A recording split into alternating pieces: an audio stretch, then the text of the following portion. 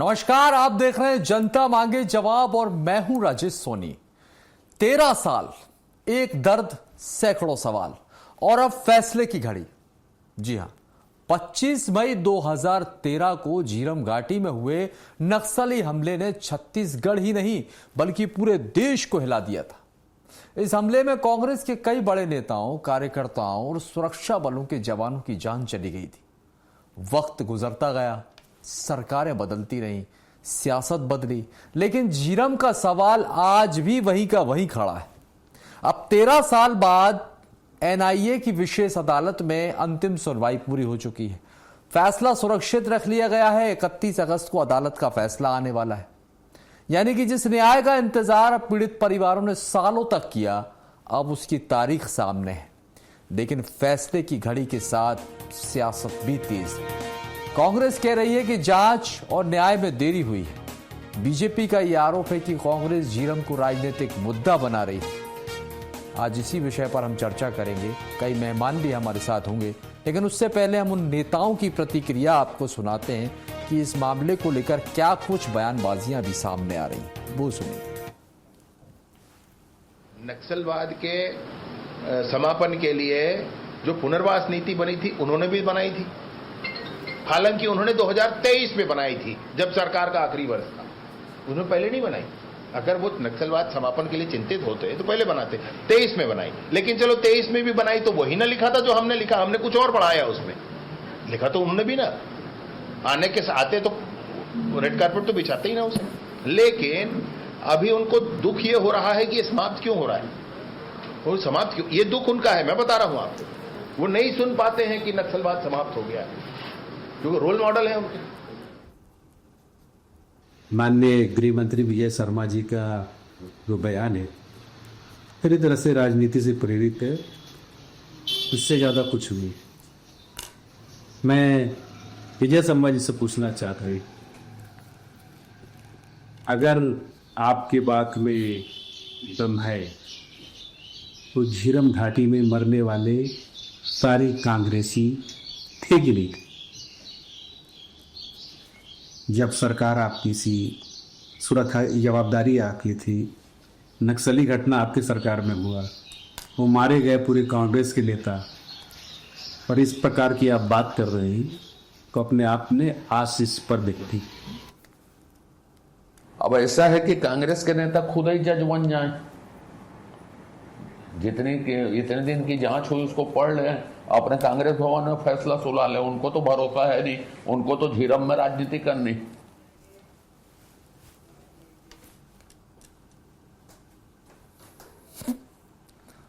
तो देखिए, आपको बता दें कि 31 अगस्त को फैसला आना है, लेकिन अब ये सिर्फ बात फैसले की नहीं। सवाल ये कि क्या होने वाला है।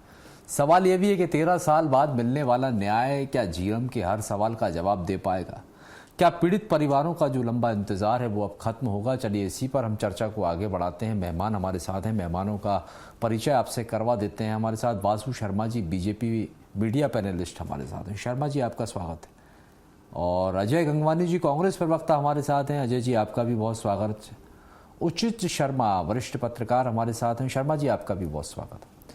आप सभी मेहमानों का स्वागत करते हैं। लेकिन पहला सवाल मैं यहाँ पर कांग्रेस पार्टी के प्रवक्ता हैं गंगवानी जी, उनसे ही ले लेता हूं।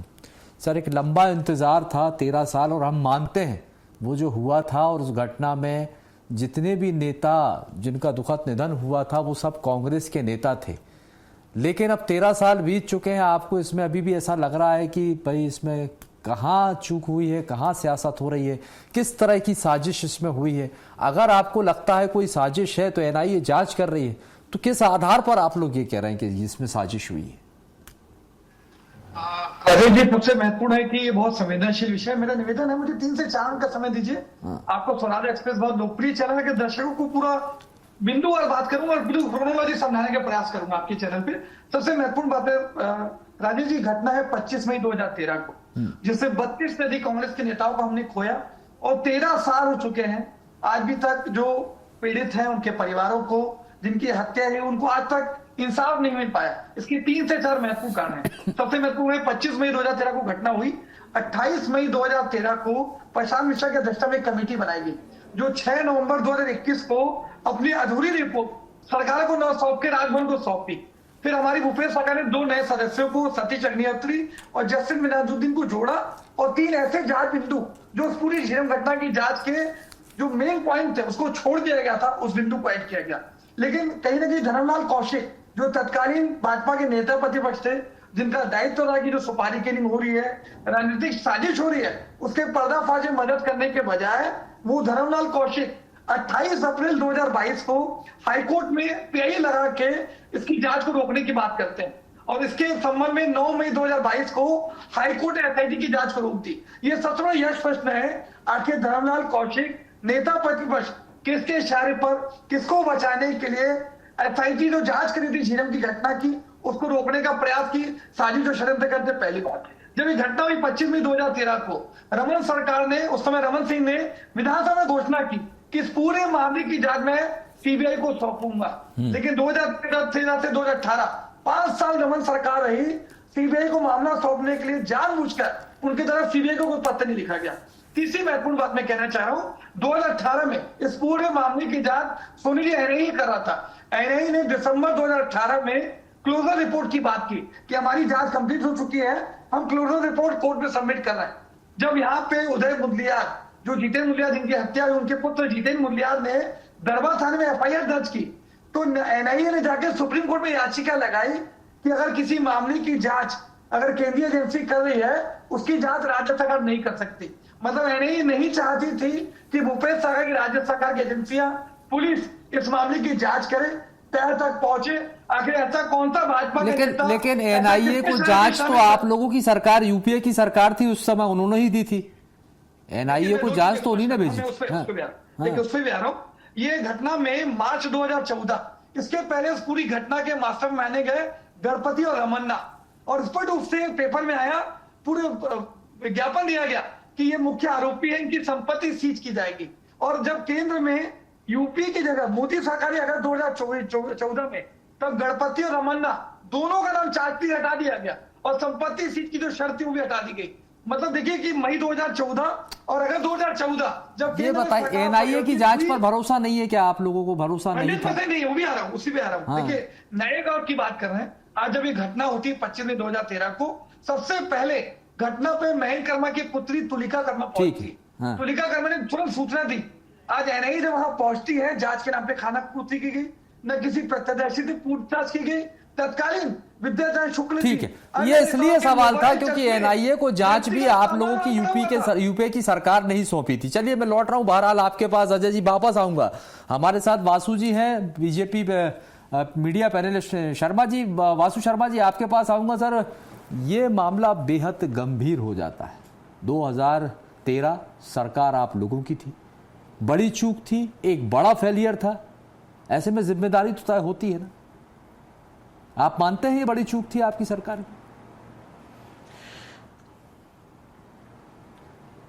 देखिए निश्चित रूप से जब ये 2013 में ये मामला हुआ, झीरम घाटी में कांग्रेस के जो शीर्षक नेता थे वो मारे गए थे, तो निश्चित रूप से सरकार ने जो भी एक्शन लेना था उस समय लिया।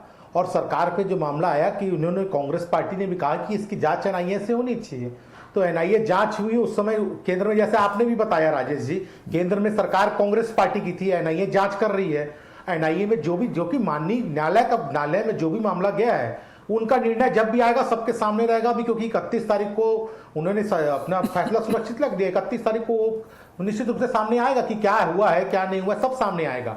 लेकिन कांग्रेस पार्टी ये कहती है कि हमको पता है, ये हम पे आरोप लगाते हैं। ये आरोप की राजनीति नहीं है राजेश जी। आपके जो नेता बने थे वो छत्तीसगढ़ के नेता हैं, हम उनको कोई कांग्रेस पार्टी का नेता नहीं मानते। छत्तीसगढ़ में ये घटना हुई थी, निश्चित रूप से बड़ी दुर्भाग्यपूर्ण घटना थी, सब लोग कहते हैं। लेकिन कांग्रेस किस प्रकार राजनीति करती है राजेश जी? इनके पूर्व मुख्यमंत्री भूपेश बघेल जी सत्ता में नहीं थे 2018 के पहले, तो क्या कहते थे? मेरे ऊपर वाले जेब में सबूत रखा है, हमारी सरकार आने दीजिए, सबको हवालात में डालेंगे, सबको सजा दे के रहेंगे। 5 साल सरकार चले गई, ऊपर जेब से सबूत बाहर नहीं आ पाया। तो केवल राजनीति के उद्देश्य से यह बयान भूपेश बघेल जी दे रहे थे, केवल चुनाव में प्रोपेगेंडा रचने के लिए बयान भूपेश बघेल जी दे रहे थे। सवाल यह उठता है, केवल इसी टाइप की बातें करना, दिग्भ्रमित राजनीति करना कांग्रेस पार्टी की आदत है। हम तो स्पष्ट कह रहे हैं, हमने तो छत्तीसगढ़ से समूल पूरे नक्सलवाद को खत्म करके दिखाया। और मांडवी हिडमा जो प्रमुख, इसका जो खूंखार नक्सली था, प्रमुख किरदार था इस आरोप के पीछे, उसको एनकाउंटर में मार गिराया गया। हमारी सरकार ने, अच्छी बात है आपने नक्सलवाद को खत्म किया, आपने प्रण लिया था पूरा किया। लेकिन 2013 में जो हुआ था वासु शर्मा जी, क्या इनपुट नहीं मिले थे इसके? ये बड़ा फेलियर था सरकार का, ये तो आप मानेंगे। देखिए उस समय राजेश जी, वहां के प्रशासन ने पहले ही कहा था कि इस जगह में ऐसी बातें आप लोग को उस जगह में नहीं जाना चाहिए। कई बार प्रशासन ने अनुरोध किया, आपने उसके बाद आपको अंदेशा था तो वैसी व्यवस्था क्यों नहीं की? रोका क्यों नहीं गया? सरकार आपकी थी, रोका क्यों नहीं गया? जब अंदेशा था वहां पर नहीं जाना चाहिए तो रोक देना चाहिए था, उस रास्ते को बंद करना था। विपक्ष अपना काम करता, वो लोग तो रैली यात्राएं निकाल रहे थे। नहीं देखिए, नहीं प्रशासन ने जब काम होता है वो प्रशासन ने किया। लेकिन उसके बाद राजेश जी एक वीडियो बड़ा वायरल हुआ। कवासी लखमा से मिलने चरणदास महंत जी हॉस्पिटल जाते हैं, उनको फटकारते हैं कि कोई भी टीवी चैनल में बाइट मत देना जब तक मैं ना बोलूं। तो वो क्या छुपाना चाह रहे थे? सवाल ये उठ रहा है कि उस जगह पे जाके सारे लाइव बड़े नेशनल न्यूज में खबर चली कि वो कवासी लखमा डांटे, तुम क्यों अंदर ले गए? तुमको मना किए थे ना, तुम क्यों आज के बाद अभी से किसी भी नेशनल मीडिया को बयान नहीं, टीवी में बाइट आपको नहीं देना है? तो ऐसा वो क्यों कह रहे थे? सवाल उनसे भी था कि क्यों आप क्या छुपाना चाह रहे थे? विषय बयानों का नहीं हो जाता। बड़ी गंभीर घटना थी वासु जी, ठीक है, रुक जाइए, अब मैं लौट रहा हूं आपके पास। वरिष्ठ पत्रकार उचित शर्मा जी आपके पास आऊंगा। सर, 13 साल लग गए, अब 31 अगस्त को सुनवाई होगी। आपको नहीं लगता कि पीड़ित परिवारों को ये जो इंसाफ मिलने जा रहा है, और अभी तो खैर फैसला आया भी नहीं, जो भी आना है, इसमें काफी लंबा समय हो गया, ये काफी है अगर इंसाफ मिल भी जाता है? जी राजेश जी, वाकई ये जो है, ये कहानी और ये त्याग और ये जो जितनी सही शहादत हुई है इनके 30 परिवार को, ये अब आंसू और इंसाफ की अब राह और बाट जोड़ रहे हैं। और काफी वक्त हो गया है। ये अब देखिए, राजनीति तो होना ही है राजेश जी, ये बात तो मान के चलिए। राजनीतिक लोग की हत्या हुई थी, शहीद हुए थे हमारे, वो सभी हमारे अपने ही थे, मतलब वो किसी पार्टी के नहीं थे। बहुत अच्छी बात की वासु शर्मा जी ने, किसी राजनीतिक दल के नहीं, वो हमारे बड़े नेता थे। तो इस पर राजनीति होना लाजिम है। वो कोई भी दल हो, वो अपने हिसाब से काम कर रहे हैं। हुआ ये कि तकलीफ का सबब ये रहा कि जैसे ही 13 इनकी सरकार में, कांग्रेस की सरकार में यह हुआ, वह बीजेपी की सरकार थी। 14 में वहां पर सरकार पलट गई और सबकी जो माइंड सेट है वो भी पलट गई। एनआईए की जांच बैठी, फिर एनआईए को इनका भरोसा नहीं, फिर तमाम ऐसे मोड़ आए, चाहे उसमें कौशिक जी वाला भी मोड़ है जो PIL लगाए। तो तकलीफें हुई है, हकीकत में इसमें राजनीति भरपूर हुई है, जम के हुई है, इस बात को आप छुपाया नहीं जा सकता। लेकिन फिलहाल एक उम्मीद की आस जो दिख रही है कि 31 तारीख को इस छत्तीसगढ़ वासियों को, 30 परिवार को, कांग्रेस को एक इंसाफ मिलने की उम्मीद है। कम से कम फैसला तो आ ही जाएगा। तो ये माना जा रहा है कि आप 31 के जो हमारी चीजें हैं, 31 के हम उम्मीद करते हैं कि कोई फैसला आएगा और वो छत्तीसगढ़ की जनता कम से कम देखेगी कि क्या किस तरीके का, अब किसके लिए सुख और किसके लिए दुख वाली बात है। लेकिन फैसला जो राजनीतिक कारणों से नहीं हो पा रहा था, उसके आने की उम्मीद है। और एक सुखद तो होगा, भले दुखद तो है, चाहे जो भी हो। 13 साल से हम बात जोड़ रहे हैं, सब परिवार जोड़ रहे हैं, और हर वर्ष हम डिबेट करते हैं और बात जोड़ते हैं कि हुआ क्या था। लेकिन अब जो होगा तो उससे उम्मीद है कि इसको ये फटाछेद होगा और न्याय मिलने की उम्मीद है कोर्ट से। और हकीकत सच दूध का दूध, पानी का पानी होने की उम्मीद दिखती होना चाहिए। काफी लेट निश्चित तौर पर सच सामने आना चाहिए। ये जो लेट हुआ है और उसके कारण पूरे के पूरे राजनीतिक है और जितने भी जांच एजेंसियां हैं उन पे अविश्वास के भाव सभी के द्वारा बिल्कुल होता है। लेकिन इसके लिए एक चीज ये भी होती है, मैं यहाँ पर अजय जी आपके पास आऊंगा। भाई, आरोप आप लोग लगाते हैं, ठीक है, लेकिन कोई आधार भी होना चाहिए। एनआईए को जांच आपकी पार्टी ने ही सौंपी थी, एनआईए लगातार तब से ही जांच कर रहा है, मामला एनआईए में चल रहा है। 31 तारीख को फैसला आएगा, और अगर ये फैसला आ जाता है तो क्या जो भी फैसला आता है, अगर आपके आरोपों के इतर फैसला आता है तो वो फिर स्वीकार होगा या फिर वही आरोप? देखिए राजेश सुनी जी, मैंने पहले वक्त में स्पष्ट रूप से एक बात अंडरलाइन की। कांग्रेस पार्टी के लिए 25 मई 2013 की झीरम की घटना कोई राजनीतिक घटना नहीं, एक पूरी पीढ़ी को हमने खोया। आज भी उसके दर्द उतने ही ताजा है। 13 साल के बाद भी आज पीड़ितों को, परिजन को इंसाफ नहीं मिल पाया, क्योंकि न केंद्र की मोदी सरकार की और तत्कालीन रमन सरकार की नियत नीति मंशा किसी प्रकार से झीरम घटना के पीछे की साजिश और षड्यंत्र के पीछे कौन मास्टर माइंड है, इसको रोकने के लिए कोई प्रयास लगातार लोग किया है कि इसकी जांच रुकी रहे। मैं देखिए, मैं बिंदुवार बात कर रहा हूँ, तथ्यों की बात कर रहा हूँ, 5 बिंदु पे बात करना चाह रहा हूँ। जब हमारी भूपेंद्र सरकार ने फरवरी 2020 में जब एसआईटी गठित की, तब एनआईए से जांच की रिपोर्ट मांगी गई और पूरी फाइल मांगी गई। एनआईए ने साफ इनकार किया कि न हम जांच रिपोर्ट देंगे न अपनी फाइल सौंपेंगे ताकि एसआईटी जांच को आगे बढ़ा सके। आखिर क्यों नहीं देना चाहते? पहली बात, सीबीआई को जानबूझकर टारगेटेड रूप से रमन सरकार ने क्यों जांच नहीं सौंपी? क्योंकि जांच बाधित हो सके, जांच ना हो सके। दूसरी बात, हमारी सरकार मात्र मई 2013 से मार्च 2014, मतलब हमको 9 महीने की सरकार रही।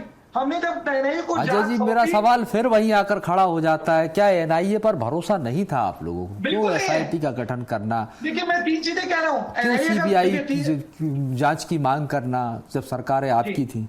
क्यों, क्या एनआईए पर भरोसा नहीं था क्या? ये बात, यही सवाल है मेरा भी। मैं सीधा सवाल का जवाब दे रहा हूँ आपसे। एनआईए जो है केंद्र सरकार के इशारे पर, मोदी जी लोगों के दबाव में सही लोगों को पकड़ने का ईमानदारी पूर्ण प्रयास, यानी कि अगर यूपीए के समय होता, आपकी सरकार ने आदेश दिए थे, तब सही जांच होती, लेकिन सरकार बदल गई तो जांच बदल जाती। ये कहना चाहते हैं? आपको उद्देश्य दे रहा हूँ। गणपति, मेरे छोटे भाई से सीधा प्रश्न है, गणपति और रमन्ना मुख्य आरोपी थे मार्च 2014 तक। जब अगस्त 2014 में केंद्र की मोदी सरकार बनी, आखिर किसके इशारे पर गणपति और रमन्ना का नाम हटा दिया गया? किसको बचाने के लिए, बताइए। दूसरी महत्वपूर्ण बात मैं कहना चाह रहा हूँ, हमारी विकास यात्रा, जब भाजपा की विकास यात्रा निकली, सुरक्षा कर्मियों की संख्या थी 1790, अंडरलाइन करो आपके चैनल पे, 1790, और हमारी परिवर्तन यात्रा में 177 सुरक्षा कर्मी, मतलब 18 गुना जानबूझकर टारगेटेड रूप से सुरक्षा कर्मी की संख्या में कटौती की गई। मतलब ये टारगेटेड रूप से चाहते थे कि इस प्रकार की घटना हो। इस घटना का सीधा फायदा, ये तो बड़ा गंभीर आरोप बासु शर्मा जी लगा रहे हैं कि मतलब ऐसी मंशा कौन रखता है? हाँ, 18 गुना सुरक्षा कर्मियों में कटौती की गई। देखिए, इतनी गहरी दुश्मनी। मैं बोलूं अजय जी, अजय जी, आखिरी चीज और एक चीज और मैं कहना चाह रहा हूँ। ये कह रहे भूपेश पर सबूत थे, सुन तो लो। कि मेरी जांच कंप्लीट हो गई, 2018 में क्लोजर रिपोर्ट देता है। चलिए सुन लीजिए अजय जी, आप रुक जाइए। बासु शर्मा, जवाब आने दीजिए। ठीक है, ठीक है, ठीक है, जवाब आने दीजिए। रुक जाइए अजय जी, रुक जाइए। बासु शर्मा जी, रुक जाइए। नहीं, ये क्या है आजकल राजेश जी, ये कांग्रेस की आदत हो गई है, हर बार गोल पोस्ट चेंज कर देते हैं। कभी आपने जैसा पूछा कि आपकी सरकार के समय नहीं याद चली, तब आपके ऊपर भरोसा था, लेकिन केंद्र में भाजपा की सरकार आ गई, इसलिए एनआईए पे भरोसा खत्म हो गया। ये कहते हैं सीबीआई को जांच सौंप देंगे, हमने मांग की, लेकिन 2000 जब इनकी सरकार बनी तो भूपेश बघेल ने सबसे पहला काम क्या किया? सीबीआई को बैन कर दिया। यानी क्या करते हैं? यानी हर बार गोल पोस्ट चेंज क्यों करते हैं? एक फैसले में रहिए ना, एक चीज बोलिए। तो इसमें राजनीति नहीं होना चाहिए अजय गंगवानी जी, इसमें राजनीति कौन कर रहा है? आपके विपक्षी नेताओं पे ईडी कर रहा है, क्यों कर रहा था? सुप्रीम कोर्ट ने कहा, विधानसभा में धर्मलाल ईडी जो है